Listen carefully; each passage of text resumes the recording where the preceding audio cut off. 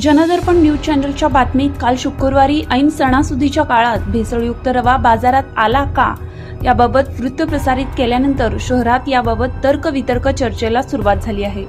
आता येणाऱ्या मंगळवारी, गुढीपाडवा, गुरुवारी रमजान ईद व यापुढील विविध धार्मिक कार्यक्रमांचे आयोजन होत असतात। गुढीपाडवा आणि रमजान ईदच्या दिवशी घरात गोडधोड पदार्थ बनवून ते प्रसाद म्हणून वाटप करण्यात येते।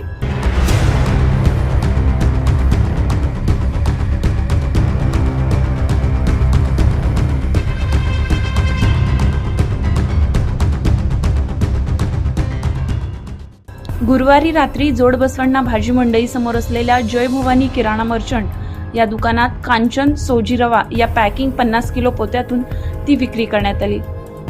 हे 50 किलो रव्याचे पोते कुंभारवेस येथील SN सालार या भुसार दुकानातून जय भवानी किराणा मर्चंट 19 मार्च रोजी खरेदी केल्याची माहिती किराणा चालकांनी दिली। नमस्कार, मी मल्लिकार्जुन देवारकोंडा, मी जोडबसन चौक येथे व्यापारी किराणा दुकान आहे माझं, मी व्यापारी करतो।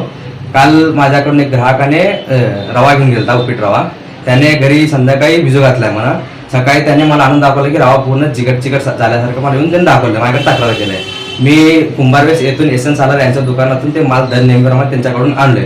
पहिल्या माझ्या ग्राहक तक्रार आल्यामुळे मी त्यांना जाऊन निरोप दिलोय, मग ते पुढील चौकशी तुम्ही करावी। दरम्यान याबाबत रवा पाण्यात टाकल्यानंतर अद्यापही तो चिंगमसारखा घट्ट होत आहे। यावरून संबंधित अन्न औषध प्रशासन विभागाच्या अधिकाऱ्यांनी तातडीने लक्ष देणे गरजेचे आहे।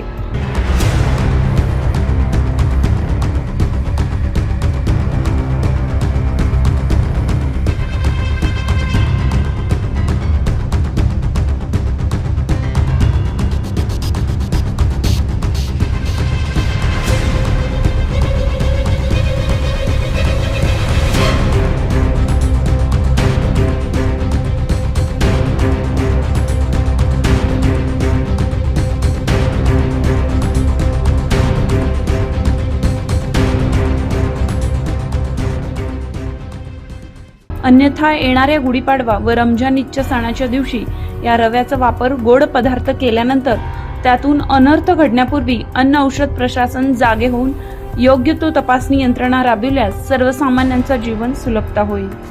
Shri Markandeya butterfly garden Montessori English medium school, play group ते 4थी पर्यंत CBSE पॅटर्नच्या शिक्षणासाठी आजच प्रवेश घ्या। मोबाईल क्रमांक 8668 34 49 79।